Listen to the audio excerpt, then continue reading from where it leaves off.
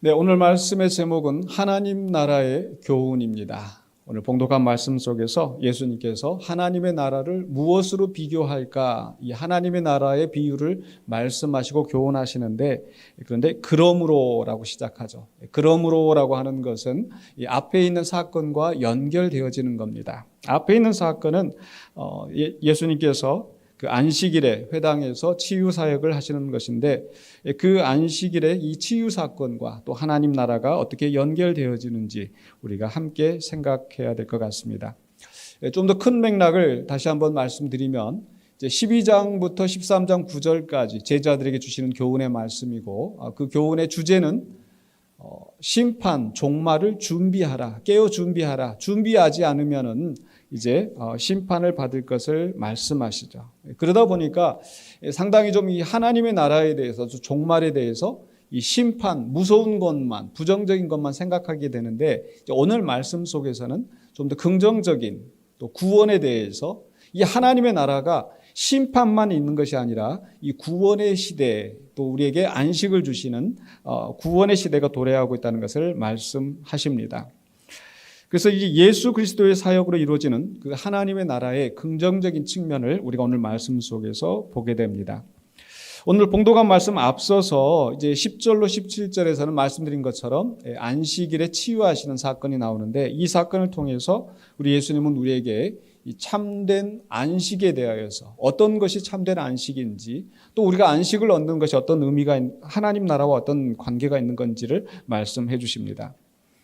먼저 10절로 13절에서 바로 이 안식일에 꼬부라진 여인을 치유하신 예수님을 소개하고 있죠. 10절로 11절에 예수께서 안식일에 한 회당에서 가르치실 때에 18회 동안이나 귀신 들려 앓으며 꼬부라져 조금도 펴지 못하는 한 여자가 있더라. 꼬부라져 조금도 펴지 못하다는 것은 요즘 말로 하면은 척추 협착증이나 또는 강직 척추염인가 그런 게 있더라고요. 그런데 어쨌든 허리가 구부러져서 조금도 펴지 못하는, 그것도 18회 동안이나 고통받는 이런 여인을 소개하고 있습니다. 그런데 이렇게 꼬부라져 조금도 펴지 못하는 이 질병이 앞에 보니까 귀신 들려 앓았다라고 이야기를 하고, 또 16절에서 보면은 사탄에게 매여 있다 이렇게 이야기를 합니다. 그러다 보면 자칫하면은 나도 이게 꼬부라져 있는 병이 있는데 이게 귀신 들린 게 아닌가, 사탄에 매여 있는 게 아닌가, 또 그렇게 생각하실 필요가 전혀 없습니다. 그런 뜻이 아니고요. 사실 이게 귀신 들려 앓았다라고 하는 것이 질병에 대한 그 관용적인 표현인지, 실제로 이 여인이 귀신 들려서 사탄에게 매여 있었던 것인지는 분명하지 않습니다. 왜냐하면 예수님께서 다른 귀신 들린 귀신 들린 사람을 치유하실 때는 귀신과 대화를 하기도 하시고, 또 귀신을 쫓아내서 돼지떼에 들어가게 하시고, 또 귀신을 처리하는 게 나오는데, 오늘 말씀 속에서는 이 귀신에 대한 이야기는 거의 나오지 않죠. 예수님께서 이 여인을 치유하실 때 네 병에서 놓였다라고 말씀하시는 거죠. 그러니까 모든 병이 다 귀신 때문에 오는 것은 아닙니다. 그래서 질병이 있다고 해서 우리가 다 귀신이나 또는 사탄에게서 오는 것은 아니지만, 오늘 본문 기사에서 초점은 바로 이 질병으로 18회 동안이나 이 여인이 고통을 받고 있었다라는 겁니다. 도저히 자신이 해결할 수 없는, 사람이 해결할 수 없는 이런 문제 가운데서 고통을 받고 있는데 얼마나 고통스러웠을까. 네, 바로 그런 여인을 보시고 12절 13절에 보니까 예수께서 보시고 불러 이르시되, 이 여자가 고통 가운데 예수님 나 고쳐주세요라고 말하고 부르짖는 게 아니라 예수님께서 그 여인의 불쌍함을 보시고 치유하시는 거예요. 뭐라고 말씀하십니까? 여자여, 네가 네 병에서 놓였다 하시고 안수하시니 여자가 곧 펴고 하나님께 영광을 돌리는지라. 병이 나았다 이렇게 말씀하시지 않고 병에서 어떻게 됐어요? 놓였다라고 말씀하시는 거죠. 놓였다라는 것은 묶여있는 상태에서, 매여있는 상태에서 풀려지고 해방되었다라는 거죠. 그게 바로 16절에서 사탄에게서 매였던 이 여인이 해방되는 것을 선포하시는 것과 연결이 되어집니다. 그리고 이 여인은 바로 이 치유의 역사를 경험하고 나서 하나님께 영광을 돌리는지라라고 말씀하였습니다. 즉, 이 예수 그리스도의 사역으로 말미암아 하나님의 구원의 역사가 성취되었고 그 하나님의 역사를 찬양하고 하나님의 나라가 성취되는 것을 기뻐하는 그런 의미가 담겨져 있는 것 같습니다. 그런데 뜻밖의 그 순간에 그것을 보고 분개한 사람이 있었어요. 바로 회당장입니다. 14절로 17절에서는 바로 이 분개한 회당장이 나오고 거기에 대한 예수님의 반박이 나오죠. 14절입니다. 회당장이 예수께서 안식일에 병 고치시는 것을 분내어 무리에게 이르되 일할 날이 엿새가 있으니 그동안에 와서 고침을 받을 것이요 안식일에는 하지 말 것이니라 하거늘. 회당장이라고 하면 바로 유대인들의 회당, 이 이스라엘 백성들이 예루살렘의 성전에서 예배하지 못할 때 회당에서 따로 모여서 거기서 율법을 연구하고 또 하나님에 대해서 또 이렇게 예배하는 그런 곳이 바로 회당입니다. 그래서 회당장이라고 한다면 뭐 요즘 시대로 이야기하자면은 그 한 교회, 지교회의 뭐 목사 정도 이렇게 되는 것 같습니다. 근데 이 회당장이 왜 화를 내고 있죠? 바로 지금 예수님이 왜 하필 안식일 날 이 병자를 치유하시는가? 안식일에는 아무것도 하지 말라고 그랬는데. 그런데 이 회당장이 그것도 예수님한테는 직접 얘기하지 못하고 무리에게 화를 내면서 이렇게 얘기를 하는 거죠. 다른 날 엿새 동안 있으니까 그 엿새 동안에 와서 고침을 받으라. 안식일에는 그런 거 해서는 안 된다. 요즘 말로 치자면 목사님이 주일 성수해야 합니다 라고 큰 소리로 막 강조를 하면서 하지 말아야 할 걸 했다고 지금 하고 있는데, 사실 이 여인으로서는 이 여인이 가서 고쳐달라 한 것도 아니고 예수님이 보시고 예수님이 지금 선언하시고 고쳐주신 거잖아요. 이 상황과도 맞지 않는 거예요. 근데 중요한 것은 예수님께서 이 회당장이 분개하는 것에 대해서 오히려 화를 내시고 이 외식하는 자들아, 그 다음 구절에 보면은 왜 지금 분개하고 있는지, 그 동기가 무엇인지, 그저 그 자기들이 만든 율법의 전통을 지키기 위하여서 정작 그 안식일의 의미를 훼손하고 예수님께서 이 여인을 치유하신 그 사건의 의미를 이해하지 못하면서 오히려 이 사람들을 막고 있는 것에 대해서 예수님 책망하시는 겁니다. 15절 16절의 그 내용을 보시면 주께서 대답하여 이르시되 외식하는 자들아, 너희가 각각 안식일에 자기의 소나 나귀를 외양간에서 풀어내어 이끌고 가서 물을 먹이지 아니하느냐. 이게 당연한 일이거든요. 지금 이 사람들이 지금 그 농사를 지으면서 소나 나귀를 가지고 농사를 지을 때에 안식일 날은 일을 하지 않고 메어 놓습니다. 그렇다면 이 안식일에 이제 외양간에 메어 놓는다고 해서 그럼 음식도 안 먹이고 물도 안 먹이고 그렇게 하느냐? 그렇지 않다라는 거죠. 당연히 그 안식일이라 하더라도 이 나귀를 묶여 있는 데서 풀어서 물가에 데려가서 물을 마시게 하는 것이 이들의 일상의 삶인데, 그런데 안식일에 이 여인을 고쳐준 것에 대해서 금지하느냐 이렇게 얘기를 하시는 거죠. 다시 한번 그 보시면 16절에 그러면 18회 동안 사탄에게 매인바된 이 아브라함의 딸을, 소나 나귀도 아니고 이 아브라함의 딸을, 하나님이 택하신 이 백성을, 이 매여있는 이 여인을 그 안식일에 이 매임에서 푸는 것이 합당하지 아니하냐. 그러니까 할 말이 없는 거죠. 지금 예수님께서는 이 우리가 안식일을 어떻게 지킬 것이냐, 안식일에는 이걸 해도 되고 이걸 안 해도 되고 이것을 말씀하시는 게 아니라 바로 참된 안식을 예수님께서 성취하고 있다는 것을 교훈하시는 것 같습니다. 왜냐하면 구약 성경에서 특별히 이사야서에서 안식일에 대해서 강조를 하는데, 이사야서 56장에서 안식일을 지켜야 된다, 안식일을 거룩히 지키는 자는 하나님의 백성으로 삼으신다, 이런 말씀을 하시는데 계속 이어서 이사야서 58장에서는 금식에 대해서 이야기를 하고 이사야서 58장 6절에서 이런 말씀을 합니다. 내가 기뻐하는 금식은 흉악의 결박을 풀어주며 멍에의 줄을 끌어주며 압제당하는 자를 자유하게 하며 모든 멍에를 꺾는 것이 아니겠느냐? 즉 이 당시에 이스라엘 백성들이 지금 금식을 한다고 하면서 이 그 의례적인 그런 금식만 열심히 하고 있는 거예요. 그것이 하나님 앞에 기뻐하는 것이 되느냐. 그러나 하나님이 말씀하시는, 하나님이 기뻐하시는 금식은 흉악의 결박을 풀어주는 거, 억눌린 자를 자유하게 하는 거, 그의 모든 멍에를 꺾어서 안식을 누리게 하는 것, 이게 하나님이 기뻐하는 금식이고 이게 하나님이 기뻐하시는 안식일이라는 거예요. 그래서 이 58장에서 이 금식만 이야기하는 것이 아니라 그 결론적으로 58장 13절 14절에서 만일 안식일에 네 발을 금하여 내 성일에 하나님의 성일에 오락을 행하지 아니하고 안식일을 일컬어 즐거운 날이라 여호와의 성일을 존귀한 날이라 하여 이를 존귀하게 여기고 내 길로 행하지 아니하며 내 오락을 구하지 아니하며 사사로운 말을 하지 아니하면 내가 여호와 안에서 즐거움을 얻을 것이라. 그럼 금식의 이야기가 안식일에 대한 얘기로 넘어가지 않습니까? 즉 안식이라는 것은 이것도 하지 말고 저것도 하지 말고 그 율법으로 얽매는 것이 아니라 이 안식일은 즐거운 날이라. 하나님께서 우리를 안식하게 하시고 평안을 누리게 하시는 날이라. 그래서 그 안식의 기쁨을 나만 누리는 것이 아니라 내 종들, 우리 집에서 있는 가축들까지도 그 안식을 누리고 즐거워하게 하는 것.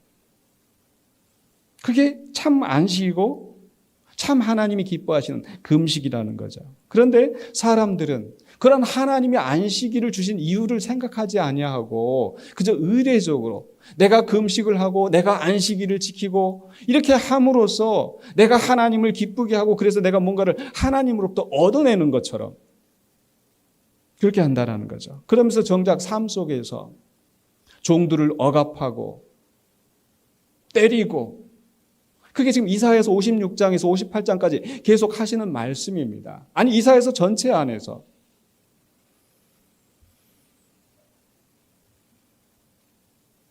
그러다가 이사야서 61장으로 넘어가면 바로 이렇게 억눌린 자를 자유하게 하고 포로된 자를 해방시키는 바로 하나님이 기뻐하시는 안식을 이루시는 여호와의 종을 소개하죠. 그리고 누가복음 4장에 가면 예수님께서 바로 이 공생의 사역을 시작하실 때에 바로 이 이사야서 61장 1절로 2절에는 이 말씀이 지금 성취되고 있다라고 선언하십니다. 그게 바로 누가복음 4장 18절로 19절에 보실까요? 주의 성령이 내게 임하셨으니 이는 가난한 자에게 복음을 전하게 하시려고 내게 기름을 부으시고 나를 보내사 포로된 자에게 자유를 눈먼 자에게 다시 보게 함을 전파하며 눌린 자를 자유롭게 하고 주의 은혜의 해를 전파하게 하려 하심이라 하였더라. 주의 은혜의 해를 전파한다라는 것은 이제 하나님의 은혜의 시대가 이르렀다. 그 하나님의 은혜의 시대가 이르렀다는 것을 보여주시는 것이 바로 포로된 자에게 자유를, 병든 자를 치유하시고 회복하게 하시고 사탄에게 매여 있던, 귀신에게 눌려 있던 이 사람들을 자유케 하는 거예요. 그러니까 예수님께서 이 안식일에 회당에서 이 여인을 치유하신, 사탄에게 매인 이 여인이라고 말씀하시면서 그를 자유롭게 하시는 것이 바로 참 안식을 이루시는 메시아가 지금 일하고 있다는 것을 보여주시는 거죠. 그래서 누가복음 11장에서도 사람들이 예수님이 귀신을 쫓아내는 그 사역을 두고 귀신을 힘입어서 바알세불을 힘입어서 귀신을 쫓아냈다고 말할 때 예수님께서 뭐라고 말씀하십니까? 11장 20절에서 그러나 내가 만일 하나님의 손을 힘입어 성령으로 귀신을 쫓아낸다면 하나님의 나라가 이미 너희에게 임하였느니라. 바로 이사야서 61장에 있는 이 말씀이 지금 성취되어지고 하나님의 은혜의 해가 선포되어지고 하나님의 나라가 이미 임하였다는 것을 말씀하시는 거죠. 그래서 누가복음 13장에서 이 병으로 시달리는 이 여인, 사탄에게 매여서 고통당하고 있는 이 여인을 그 매인돼서 자유하게 풀어주시는 것, 이것이 바로 하나님의 나라가 이 땅에 이루어졌다는, 하나님의 나라가 임재하였다는 것을 증거하는 것이고 참된 안식이 지금 이루어지고 있다는 것을 말씀하시는 겁니다. 그래서 13장 17절에 이 이야기가 어떻게 마무리되어집니까? 예수께서 이 말씀을 하심에 모든 반대하는 자들은 부끄러워하고 온 무리는 그가 하시는 모든 영광스러운 일을 기뻐하니라. 그가 하시는 모든 일, 단지 이 여인을 치유한 그 사건만이 아니라 예수님께서 병자들을 치유하시고 귀신을 쫓아내시고 눈먼 자의 눈을 뜨게 하시고 하는 이런 모든 일들이 단지 그 혜택을 받은 사람뿐만 아니라 하나님의 은혜가 선포되었고 하나님의 나라가 지금 시작되었던 이것으로 인하여서 하나님께 영광을 돌리고 기뻐하는 거예요. 그래서 그 다음 말씀이 바로 이제 18절로 21절에 내가 하나님의 나라를 어떻게 이야기할까? 무슨 비유를 들어서 설명할까? 라고 하면서 하나님의 나라에 대한 비유의 말씀을 하시는 거죠. 첫 번째로 두 가지 비유가 나오는데 18절로 19절에서는 겨자씨 비유를 합니다. 18절 19절 보시면 그러므로 예수께서 이르시되 하나님의 나라가 무엇과 같은가? 내가 무엇으로 비교할까? 마치 사람이 자기 채소밭에 갖다 심은 겨자씨 한 알 같으니 자라 나무가 되어 공중의 새들이 그 가지에 깃들였느니라. 하나님의 나라는 겨자씨와 같다는 거예요. 이 겨자씨가 채소밭에 심겨졌다라는 거. 비록 아주 작은 겨자씨가 바람 불면 훅 날아가 버릴 그런 겨자씨가 심어졌지만은 그 겨자씨가 자라서 큰 나무가 되어 공중의 새들이 그 가지에 깃들어진다라는 거. 이게 무슨 의미일까요? 보통 우리는 하나님의 나라, 천국을 생각하면 그냥 우리가 죽어서 가는 저 세상으로 생각하기가 쉽습니다. 예수님이 말씀하신 하나님의 나라는 바로 채소밭에 심겨진 겨자씨, 즉 이 세상 가운데 침투하여서 이 세상 속에서 하나님의 나라의 역사가 시작되어지고 결국 그 하나님의 나라의 역사가 커져서 확장되어서 공중의 새들이 거기에 깃들인다는 것은 많은 사람들이 그 혜택을 누리고 그 안에서 안식을 누리게 된다는 거예요. 지금 이 회당에서 이 한 여인의 그 치유함으로 시작되는 것 같지만 아브라함의 딸이 노임을 받는 이 사건, 여기에서 끝나는 것이 아니라 여기 이 하나님의 나라의 역사가 확장되어서 예수 그리스도의 십자가의 사건으로 예수 그리스도의 부활으로 승천하심으로 그리고 제자들을 통해서 복음이 땅끝까지 선포되어지면서 예수를 믿고 죄의 속박에서 벗어나 구원을 얻게 되는 많은 사람들이 있게 되는 것이 바로 하나님의 나라의 역사라는 겁니다. 그러니까 예수님이 사역하시는 이 일들이 갈릴리에서 또 갈릴리에서 예루살렘으로 가는 그 조그만 그 한 회당에서 시작되어지고 눈에 보이지 않게 작은 것 같지만은 그러나 복음의 확장과 함께 모든 믿는 자들이 그 안에서 안식을 얻게 되는 것. 이게 하나님 나라라는 거죠. 즉 그 새들이 그 나무에 깃들인다라는 것은 바로 이제 더 많은 사람들이 하나님께 나아와 피난처와 안식을 얻게 된다는 것을 말씀하시는 겁니다. 그리고 나서 20절로 21절에서는 또 누룩의 비유를 말씀하십니다. 20절 21절에 또 이르시되 내가 하나님의 나라를 무엇으로 비교할까? 마치 여자가 가루 서말 속에 갖다 넣어 전부 부풀게 한 누룩과 같으니라 하셨더라. 가루 서말은 상당히 많은 분량입니다. 그 안에 이 누룩 조금 넣는 거죠.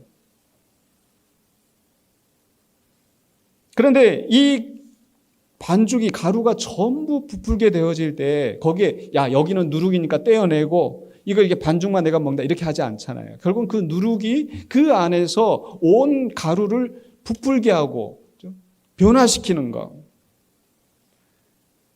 앞에 있는 그 비유에 더하여서 또 이 비유를 말씀하시는 이유는 무엇일까 생각해 보면 이 채소밭에 심겨진 겨자씨하고 차이가 있는 건 뭐냐면 즉 하나님의 나라는 이 세상 속에 들어와서 그저 일부로서 그냥 존재하고 세상이 따로 존재하는 것이 아니라 결국 그 하나님의 나라의 역사가 이 전부 부풀게 하는 이 누룩처럼 이 온 세상을 변화시킨다는 거예요. 믿습니까? 결국은 하나님의 나라, 예수 그리스도로 말미암아 시작된 이 하나님의 나라의 역사가 결국 온 세상에, 온 우주에 변화를 일으킨다는 것. 어떻게 이런 변화가 일어나겠습니까? 즉 예수님을 믿고 구원받은 성도들이 세상에 나가서 하나님 나라의 복음을 예수 그리스도가 하신 것처럼 하나님 나라의 복음을 선포하고 가르치고 그리고 각자의 삶의 자리에서 주님 말씀하신 대로 예수님께서 가르치신 대로 순종하며 살아갈 때 바로 우리를 통하여서 하나님의 나라가 확장이 되어지고 바로 이 세상에 변화가 일어나게 될 줄로 믿습니다. 그래서 좀 정리를 해보자면요. 바로 예수님께서 오늘 이 안식일의 이 치유의 사건과 이 두 가지 비유를 통해서 우리에게 무엇을 말씀하시는가? 하나님 나라에 대해서 우리가 무엇을 깨달아야 하는가? 첫 번째로는요. 하나님의 나라는 이 세상 저 너머에 있는 낙원이 아니라 바로 이 땅에서 이루어진다는 겁니다. 같이 한번 따라서 한번 해보실까요? 하나님의 나라는 이 세상 저 너머에 있는 낙원이 아니라 이 땅에서 이루어진다.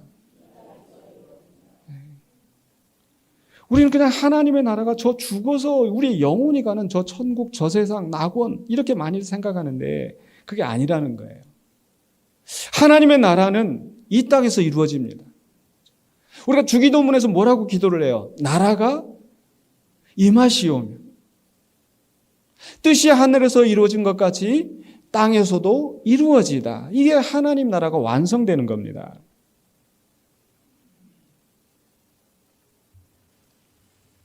예수님이 바로 이 하나님의 나라는 이 땅에서 이루어지는 것인데 바로 예수 그리스도가 오심으로 예수 그리스도의 사역으로 마치 겨자씨가 땅에 심겨진 것처럼 누룩이 가루 섬 아래 들어간 것처럼 시작이 되었어요.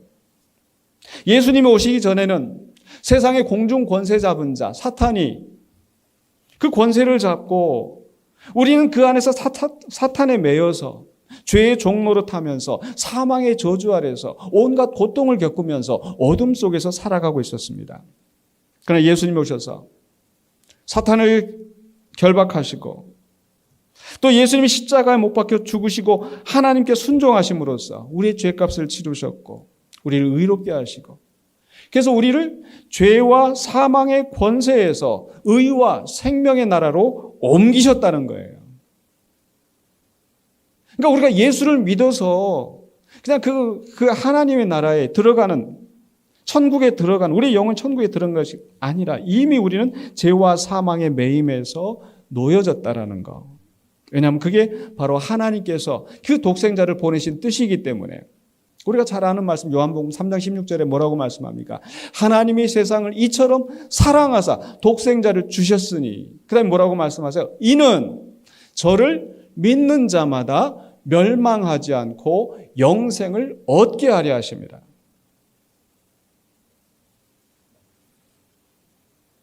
하나님 예수 그리스도를 믿는 자마다 멸망하지 않고 영생을 얻게 하셨는데 그래서 우리가 두 번째로 우리가 생각해야 할 것은요.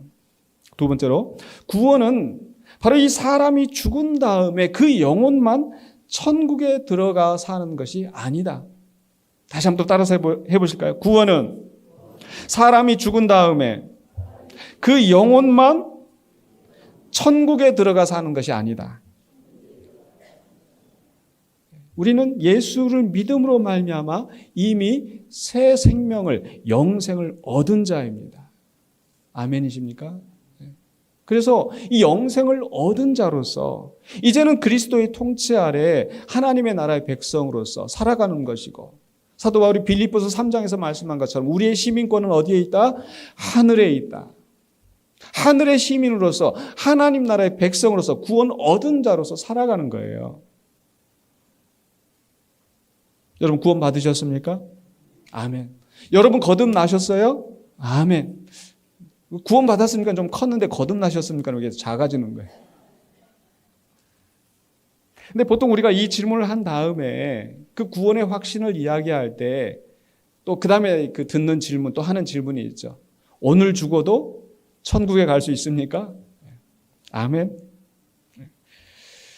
이 말씀은, 이 질문은 우리가 오늘 죽어도 천국에 갈 확신이 있다라는 것은 내가 바로 예수를 믿음으로 단번에 구원을 받았다, 이미 구원받은 백성이다 라고 하는 것을 확인하는 데는 유익하지만, 그러나 구원에 대해서, 하나님의 나라에 대해서는 조금 오해의 여지를 주는 것 같아요. 하나님의 나라는 우리가 죽어서 가는 천국이 아니라 이 땅에서 이루어지는 것이라고 했고, 구원은 그저 죽은 다음에 그 영혼만 천국에 들어가는 것이 아니라 우리 온 존재가, 우리 자체가 하나님의 새 생명을 얻은 거예요. 그게 구원이에요. 이게 저만 이야기하는 게 아니라 톰 라이트라고 영국 성경의 주교인데, 이 저명한 신약학자가 이렇게 얘기를 합니다. 마침내 드러난 하나님의 나라라는 그런 책에서 구원은 천국에 가는 것이 아니라 하나님의 새하늘과 새 땅에서 새로운 생명으로 태어나는 것이다. 아멘이십니까? 그러니까 구원은 우리가 뭔가 매여 있는 데에서 구출되어지는 것. 사탄에게 매여 있고 죄와 사망에서 매여 있던 우리가 예수 그리스도의 사역으로 말미암아 거기에서 노임을 받고 우리가 거듭났다고 하는 것은, 이 거듭난 것은 우리가 죽어서 천국에 가서 다시 이렇게 살아가는, 그 부활에서 살아가는 그런 것만이 아니라 이미 우리는 이 땅에서 거듭났다는 거예요. 새 생명을 입었다라는 거예요. 믿습니까? 우리는 새 생명입니다. 그래서 고린도후서 5장 17절에 뭐라고 말씀합니까? 우리 한번 같이 한번 읽어보실까요? 그런즉 누구든지 그리스도 안에 있으면 새로운 피조물이라. 이전 것은 지나갔으니 보라 새 것이 되었도다. 아멘이십니까? 우리는 그리스도 안에서, 그리스도를 믿는 자마다 이미 새로운 피조물이에요. 보라 새 것이 되었도다. 옆에 사람 한번 보세요. 보시면서 뭐라고요? 보라 새 것이 되었도다. 그런데 내 모습은 이렇게 늙어가지고, 사도 바울도 얘기를 했어요. 우리의 겉사람은 후패하나 우리의 속사람은 날로 새롭도다. 어쩔 수 없이 우리 세월 때문에 약해지고, 그래서 결국은 우리가 죽음으로 가는 것 같지만 사실 우리가 죽는 게 아니고 우리 그리스도 안에서 자는 자라고 말씀하잖아요. 그리스도 안에서 자는 자. 잠깐 우리의 육신의 활동이 멈춰지는 것 같지만, 그러나 그리스도께서 다시 오실 때 부활의 생명으로 다시 살아나게 될 줄로 믿습니다. 그러니까 우리는 예수를 믿음으로써 이미 구원을 받았습니다. 이미 영생을 얻었습니다. 하나님 나라의 백성이 되었습니다. 우리 영혼만 구원받는 것이 아니라 우리 전 존재가 구원받은 것을 믿으시기 바랍니다. 그렇다면 이제 세 번째로 생각해야 할 것은, 이제 그러면 어떻게 살아야 할까? 하나님의 나라에 대해서 우리가 배운 것은요, 하나님의 나라는 죽음 이후에 먼 미래에 이루어지는 것이 아니라 예수 그리스도로 말미암아 이미 시작되었고, 그 역사는 지금도 계속 진행되어지며 성장하고 있고 확장되고 있고, 언제까지요? 바로 주님 오실 때까지. 바로 주님 오실 때에 그 하나님의 나라가 완성되기 때문에, 최후의 완성이 이루어지기 때문에. 그렇다면 지금 우리는 어떻게 살아야 할까? 세 번째 원리입니다. 지금 우리는 바로 하나님의 통치 아래 살면서 그 나라가 확장되는 역사에 동참해야 한다는 것입니다. 믿습니까? 다시 한번 따라서 한번 해보실까요? 지금 하나님의 통치 아래 살면서 그 나라가 확장되는 역사에 동참해야 한다.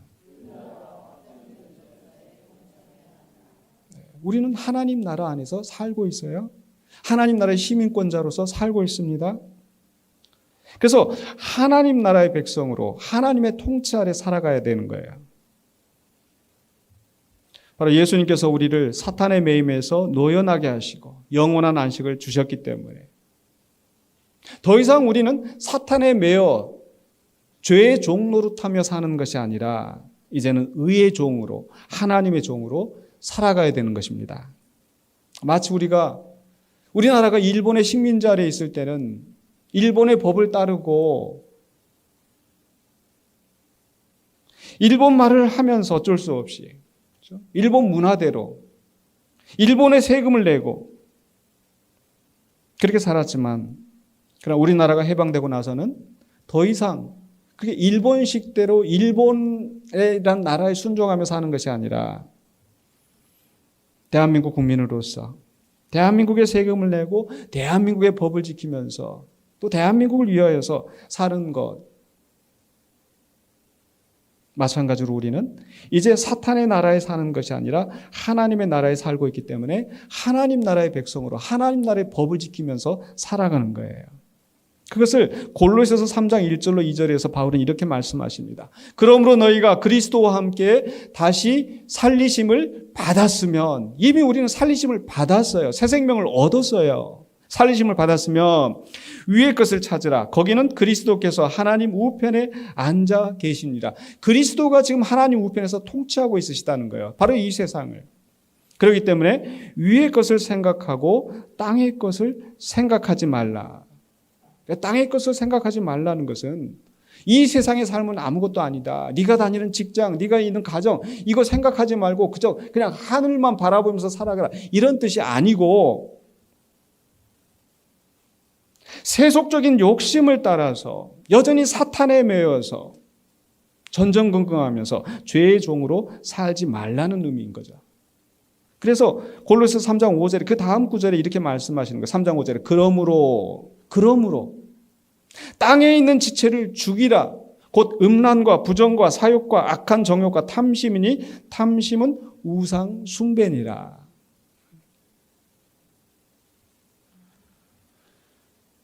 땅의 것을 생각하지 않고 하나님 나라의 백성으로서 하나님 나라의 원리를, 하나님의 말씀을 순종하면서 살아가는 것.